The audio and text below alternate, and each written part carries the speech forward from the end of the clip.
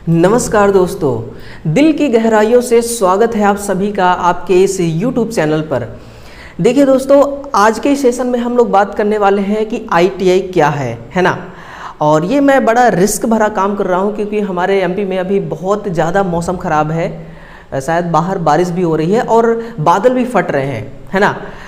ऐसे में ज़्यादातर चांस होता है डिजिटल बोर्ड के ख़राब हो जाने का, लेकिन फिर भी मैं रिस्क ले रहा हूं और आपको फुल टू इन्फॉर्मेशन ITI से रिलेटेड देने जा रहा हूं। तो अगर मैं इतना रिस्क ले रहा हूं तो आप ज़रूर, यदि आप ITI करने के लिए सोच रहे हैं या फिर ITI इस वर्ष करना चाहते हैं, तो टोटल इन्फॉर्मेशन क्रिएट करके, है ना, टोटल ITI से संबंधित कंटेंट क्रिएट करके मैं इस वीडियो में आपको देने वाला हूँ। अगर आप ITI कर रहे हैं, रनिंग में हैं, तो भी आपको इस वीडियो को देखना चाहिए। और जो विद्यार्थी ITI कर चुके हैं उनको भी ITI के बारे में बेसिक जानकारी होना बहुत ज़रूरी है ना।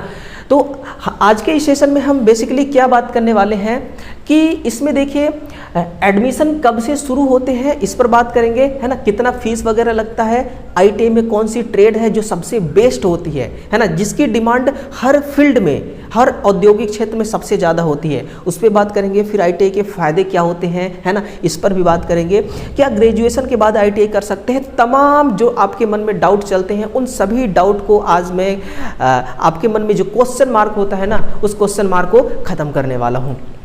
सुनिए, सबसे पहले देखिए ITI जो है, ITI जो है ये एक शॉर्ट फॉर्म है ना। इसका पूरा नाम होता है इंडस्ट्रियल ट्रेनिंग ऑफ इंस्टीट्यूट, जिसको हिंदी में कही जाती है औद्योगिक प्रशिक्षण संस्थान। यानी कि दोस्तों, अगर आप किसी औद्योगिक में जाना चाहते हैं, किसी फील्ड, ऐसे फील्ड में जाने जाते हैं जहां पर उद्योग हो, है ना, तो आपको वहां पर जाने से पहले एक ऐसा संस्थान होता है जिसमें आपको प्रशिक्षण दिया जाता है ना। 25% प्रैक्टिकल और 75% थ्योरेटिकल जानकारी दी जाती है। उस संस्थान में आपको क्या करना पड़ता है, प्रशिक्षित होना पड़ता है, तब जाकर के आप किसी उद्योग में जाकर के आप सेवा देते हैं, नौकरी करते हैं, है ना। ये होता है ITI का मतलब। लेकिन यहाँ पर मैं आपको पहले ही एक एक चीज़, मैं कुछ भी आपसे नहीं छिपाऊंगा, कुछ भी ऐसा नहीं बताऊंगा कि केवल ITI का फ़ायदा ही गिनाऊँ, आपको नुकसान इसका कुछ ना गिनाऊँ। तो मैं फ़ायदा और नुकसान दोनों पॉइंट को आपके सामने रखूँगा।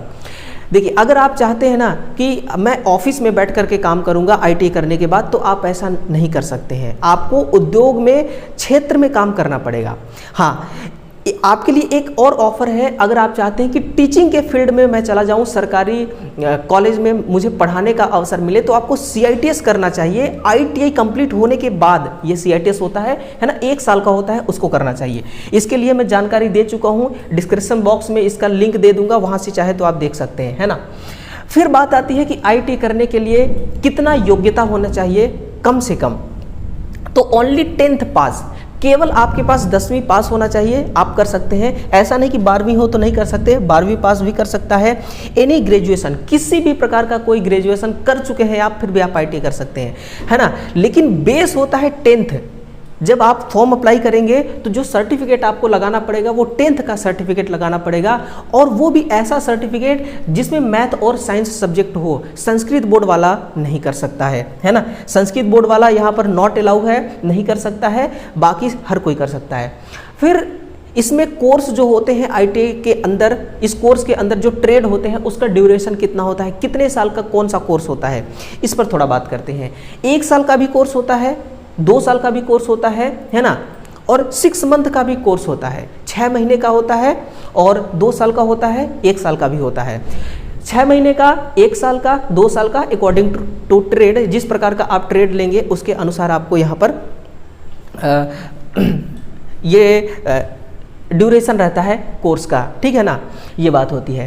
अब उम्र सीमा कितना होना चाहिए, तो कम से कम 14 वर्ष। अगर एक विद्यार्थी 10वीं पढ़ने के जस्ट बाद 11वीं ना पढ़ के वो ITI कर लेता है तो इसके लिए भी एक सुविधा है। अगर 10वीं के बाद आप ITI करते हैं ना, तो आपको 1 साल के बाद 12वीं का भी रिजल्ट साथ में मिलेगा, उसी ITI कॉलेज में, बस एग्जाम देना पड़ेगा आपको, है ना।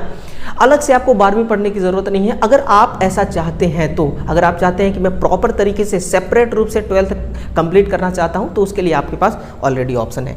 तो कम से कम 14 साल और ज़्यादा से ज़्यादा 37 साल फुल चांस रहता है ITI करने का। यानी कि बच्चे 14 साल के लोगों को क्या कहेंगे आप? बच्चे ही कहेंगे। बच्चे, नौजवान, बूढ़े, अधेड़ जितने भी हैं हर कोई कर सकता है। ये अनरिजर्व के लिए 37 ईयर। अगर आप ST SC OBC में आते हैं तो आपको रिजर्वेशन मिलता है, तो 37 प्लस जोड़ लीजिएगा, जितना एज आता है वहाँ तक आप ITI कर सकते हैं। लेकिन फिर आगे जॉब स्कोप में थोड़ा सा दिक्कत होता है, उस पर भी हम चर्चा करने वाले हैं, है ना।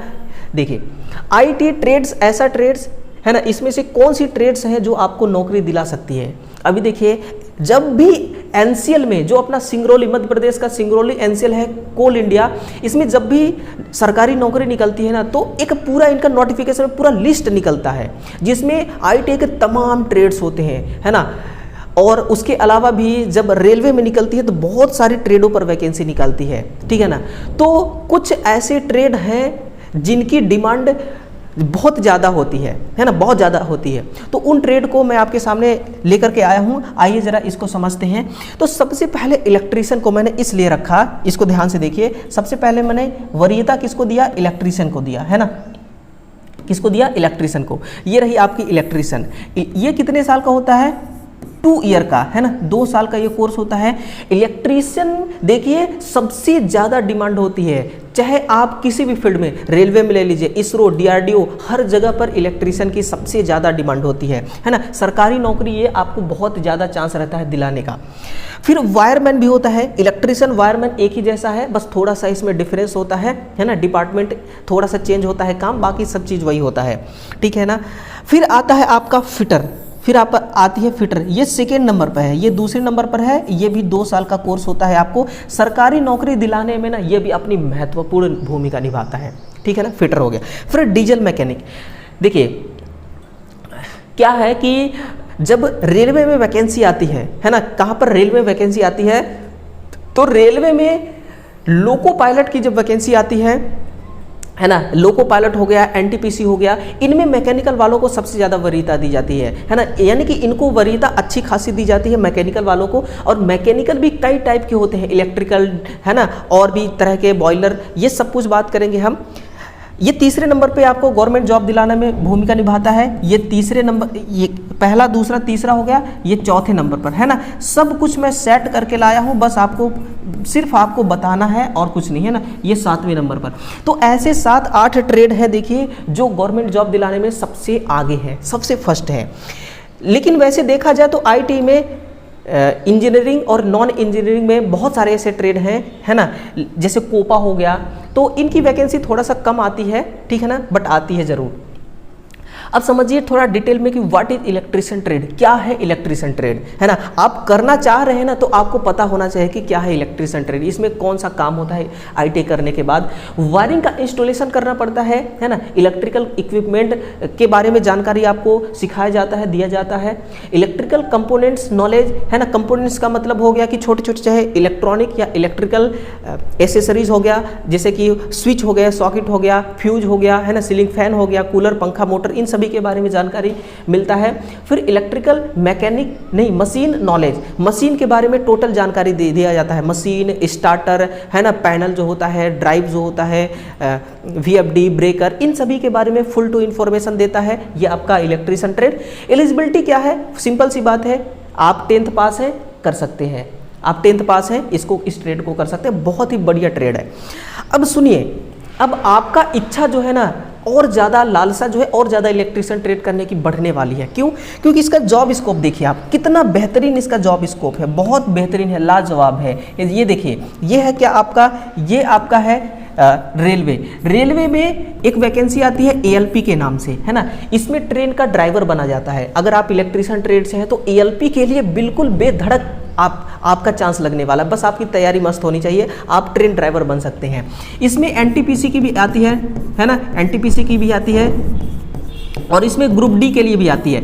एक बात ध्यान रखिए कि ग्रुप डी में इस बार से अब जो वैकेंसी आएगी उसमें ITI वालों को कंपलसरी कर दिया गया है, इसलिए ITI करना और ज़्यादा जरूरी हो गया है। तो ITI अगर आप करेंगे तो रेलवे में ALP भी बन सकेंगे, ग्रुप डी भी बन सकेंगे, क्योंकि ग्रुप डी जो है इसको प्रमोट करके ग्रुप सी कर दिया गया है, और ये टेक्नीशियन नेचर का होता है, ये भी ध्यान दीजिएगा, है ना। इसके अलावा भी बहुत सारी रेलवे में वैकेंसियाँ आती हैं, ठीक है।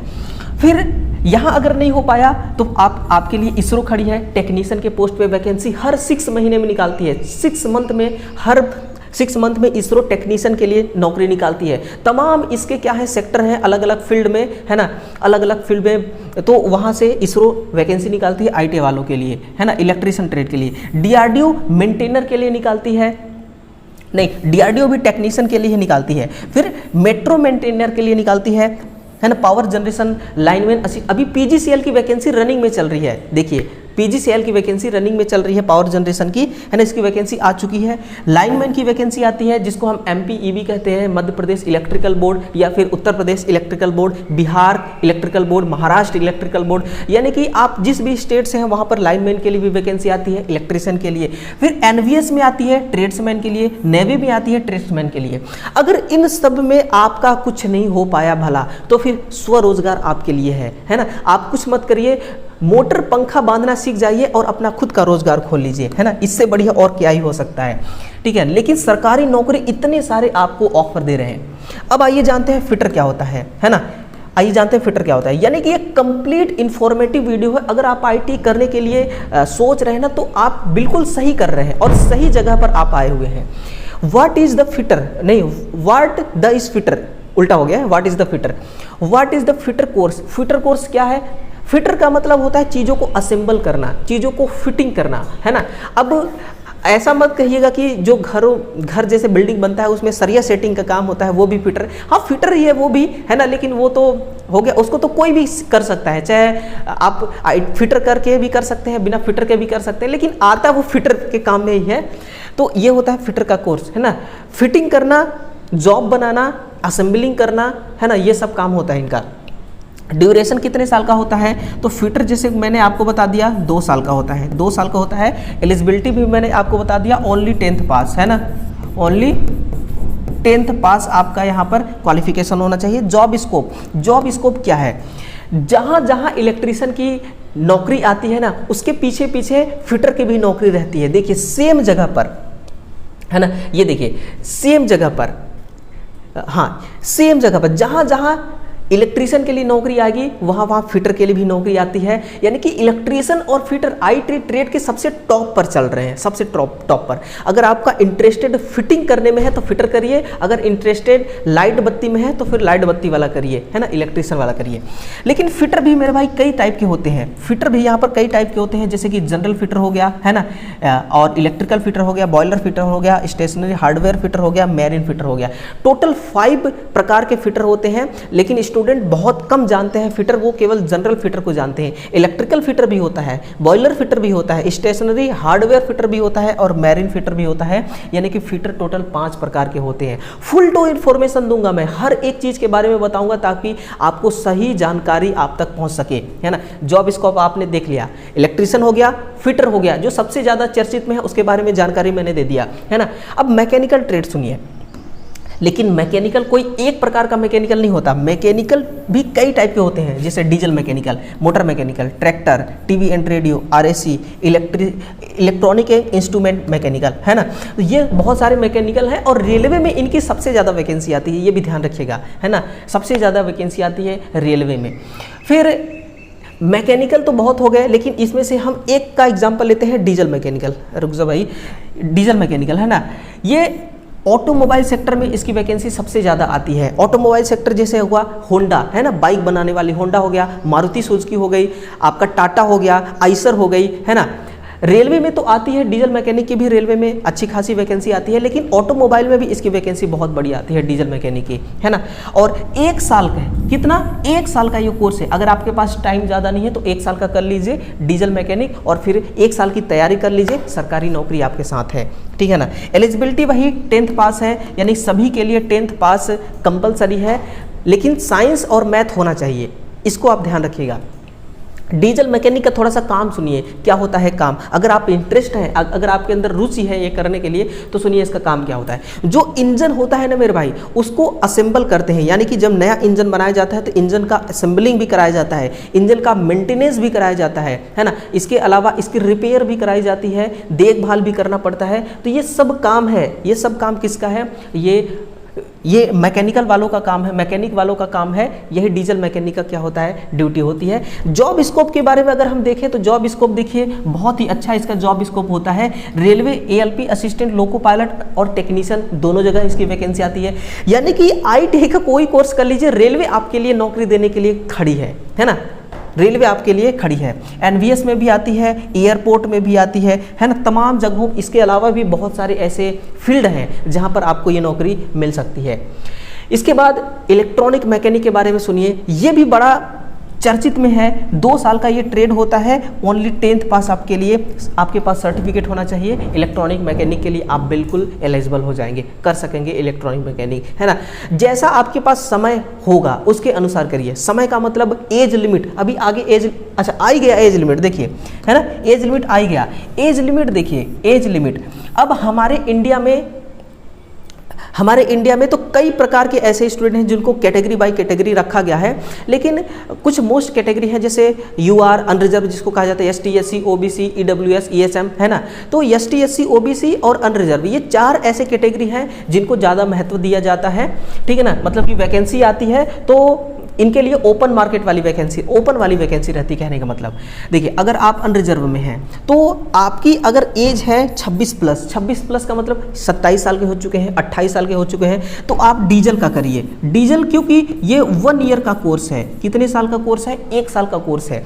क्योंकि अगर आपका एज मतलब कि 28 वर्ष हो चुकी है, 2 साल का अगर आप कोर्स करना चाहेंगे जैसे कि इलेक्ट्रिशियन, तो 30 साल के आप हो जाएंगे कोर्स करते करते। और रेलवे में वैकेंसी आती है तो ये केवल कितना लेती है, ये 30 ईयर, कितना 30 साल तक के लोगों को ये हायर करती है नौकरी के लिए। तो आपका तो 30 साल में ITI कंप्लीट होगा, तो फिर आप कहाँ कर पाएंगे रेलवे में नौकरी, है ना। इसलिए आप डीजल करिए। अगर आप 26 से कम है तो इलेक्ट्रिशियन करिए, नहीं तो फिटर करिए, नहीं तो इलेक्ट्रॉनिक मैकेनिक कीजिए, है ना, नहीं तो क्या करिए, इलेक्ट्रॉनिक मैकेनिक कीजिए। वहीं पर अनरिजर्व के बाद OBC में देखा जाए तो 28 प्लस हैं आप तो डीजल करिए, 28 माइनस हैं तो इलेक्ट्रिशियन फिटर और इलेक्ट्रॉनिक मैकेनिक कीजिएगा, है ना। और इसमें आपको रिलैक्सेशन भी मिलता है, पता है ना, ST SC OBC वालों को। और SC के लिए 32 प्लस 32 माइनस है, ट्रेड सेम है। और वहीं पर देखें ST वालों के लिए तो 33 प्लस डीजल, 33 साल के आप हैं या 33 से प्लस हैं तो आप डीजल करिएगा 1 साल का, 33 से कम है तो फिर आप इलेक्ट्रॉनिक मैकेनिक, इलेक्ट्रिशियन, फिटर, ये सारे तमाम ट्रेड आपके लिए हैं, है ना। ये आपको गवर्नमेंट जॉब दिलाने में बहुत महत्वपूर्ण भूमिका निभाएंगी। अब चलिए, अब ऐसे सवाल जो बहुत ज़्यादा पूछे जाते हैं, ऐसे डाउट मैं उसको कहूँगा कि बहुत ज़्यादा पूछे जाते हैं, इसके बारे में आइए ज़रा देखते हैं कि एडमिशन कब से शुरू होता है मेरे भाई, है ना। तो एडमिशन जून महीने में, है ना, 2024 के इस मई के लास्ट वीक में मैं खड़ा हूँ अभी, ठीक है ना, ये सेशन मैं आपको दे रहा हूँ। तो एडमिशन स्टार्ट हो चुकी है और हर वर्ष इसी समय एडमिशन स्टार्ट होता है। अगर आप प्राइवेट करना चाहते हैं तो डायरेक्ट जाइए, किसी भी प्राइवेट कॉलेज में जाकर के आप एडमिशन ले सकते हैं, जिस भी ट्रेड से। अगर आप गवर्नमेंट में लेना चाहते हैं, गवर्नमेंट ITI करना चाहते हैं, तो फिर आपको क्या करना पड़ेगा कि DGT के पोर्टल पे जाकर के आपको अपने आप को वहाँ पर रजिस्टर करना पड़ेगा, रजिस्ट्रेशन कराना पड़ेगा, है ना, जिसको हम कहते हैं फॉर्म अप्लाई करना। फॉर्म अप्लाई करेंगे, फिर चॉइस फिलिंग होगा, फिर कॉलेज मिलेगी आपको, फिर आप कॉलेज जाएंगे, ठीक है ना। तो ये एडमिशन होता है। कितना फीस लगता है? अगर गवर्नमेंट की बात करें तो गवर्नमेंट में 8-10-12 हज़ार में 2 साल का कंप्लीट हो जाता है ट्रेड आपका। और उल्टा आपको छात्रवृत्ति भी गवर्नमेंट देती है ना। और जो भी सुविधाएं मिलती हैं वो सारी सुविधाएं आपको गवर्नमेंट कॉलेज देती है, जैसे प्रैक्टिकल की सुविधाएं देती है, और क्या देगी, ठीक है ना। और अगर प्राइवेट में आप करना चाहते हैं तो प्राइवेट का कोई फिक्स नहीं है। देखिए जिस प्रकार से प्राइवेट कॉलेज फैसिलिटी देता है आपको, जैसे हो गया हर चीज़ का फैसिलिटी हो गया, उसी में से एक फैसिलिटी है आपका प्रैक्टिकल का, है ना। तो अगर लेबोरेटरी अच्छा खासा है इलेक्ट्रिशियन के लिए, फिटर के लिए, है ना, ट्रेड के लिए, तो फिर वहाँ पर फीस को बढ़ा देते हैं, वो 25 से 30 हज़ार रुपये लेते हैं। तो 25 से 30 हज़ार रुपये ये हो गया, कुछ एडमिशन फीस हो जाता है, और इसके बाद आपसे एग्ज़ाम होता है ना, तो एग्ज़ाम फीस ले लेते हैं, प्रैक्टिकल फीस ले लेते हैं, तो कुल मिलाकर के 30-32 हज़ार में आपका कंप्लीट हो जाता है ना। तो ये है। फिर ITI में कौन कौन सी ट्रेड सबसे अच्छी होती है? मैंने 8 ट्रेड, कितना मैंने टोटल 8 ट्रेड आपके सामने रखा। 8 ट्रेड जो है सबसे ज़्यादा ट्रेंडिंग में चल रहे हैं, है ना। जो इंटरेस्टेड आप हैं जिस ट्रेड में, उस ट्रेड से आप ITI करिएगा। किसी के कहने से, किसी के बहकावे में आपको नहीं आना है। फिर आईटीआई करने के फायदे क्या होते हैं, मैंने आपको कितने जॉब स्कोप, कितने जॉब के फील्ड आपको गिनाया, इसरो, डीआरडीओ, एनवीएस, है ना, लाइनमैन, पावर जनरेशन, हर जगह पर वैकेंसी आती है। ये आईटीआई करने के फायदे होते हैं कि सरकारी नौकरी का बहुत ज़्यादा चांस होता है और बहुत कम समय में, है ना, और कम पैसे में अच्छा एक आप भविष्य निर्माण कर सकते हैं, है ना, इसलिए आपको आईटीआई जरूर करना चाहिए। फिर क्या ग्रेजुएशन करने के बाद आईटीआई कर सकते हैं? तो बिल्कुल मेरे भाई, आप चाहे ग्रेजुएशन डिग्री कोई सा भी हो आपके पास, है ना, आप आईटीआई कर सकते हैं, क्योंकि आईटीआई 10th पास करने के बाद ही होता है। आप मान लीजिए ग्रेजुएशन, जैसे कि आपने ग्रेजुएशन कोई कंप्लीट कर लिया, अब आप चाहते हैं कि मैं आईटीआई करूं, तो बिल्कुल आप आईटीआई कर सकते हैं। रजिस्ट्रेशन करवाइएगा और आपको गवर्नमेंट जॉब मिल जाएगी, सॉरी गवर्नमेंट कॉलेज मिल जाएगी और आप आईटीआई कर सकते हैं, है ना। तो ये तमाम ऐसे सवाल जो सभी लोग पूछते हैं, सबसे ज़्यादा पूछा जाता है, गूगल पर भी सर्च करेंगे तो ये सारे सवाल आपको मिल जाएंगे, है ना। इस प्रकार के सवाल गूगल तभी उन सवालों को रखता है अपने उस पेज पर जब वो सवाल बहुत ज़्यादा पूछे जाते हैं, ठीक है। तो चलिए दोस्तों, ये वीडियो बहुत ज़्यादा इंटरेस्टिंग था, बहुत ज़्यादा इन्फॉर्मेटिव था, है ना, बहुत ज़्यादा इन्फॉर्मेशन मैंने आपको दिया। तो इस वीडियो को, इस सेशन को ज़रूर अपने दूसरे मित्रों तक शेयर कीजिएगा, है ना। तो इस वीडियो को शेयर ज़रूर करिएगा और वीडियो को एक लाइक कीजिएगा। चैनल को सब्सक्राइब नहीं किया तो सब्सक्राइब करिए। आईटीआई के लिए मैं आप सभी के साथ खड़ा हूँ, तैयारी करवाने के लिए भी, और फिर उसके अलावा भी कुछ एक्स्ट्रा जानकारी देने के लिए भी मैं आप सभी के साथ हूं। तो चैनल को सब्सक्राइब जरूर करिएगा, वीडियो को शेयर और लाइक कीजिएगा। तो अपना ख्याल रखिएगा, अपने से बड़ों को सम्मान दीजिएगा, अपने से छोटों को प्यार दीजिएगा और इसी प्रकार से अपने जीवन में आगे बढ़ते रहिएगा, है ना। तो चलिए मिलते हैं अगले सेशन में दोस्तों, तब तक के लिए दिल से आप सभी का बहुत बहुत धन्यवाद। Thank you.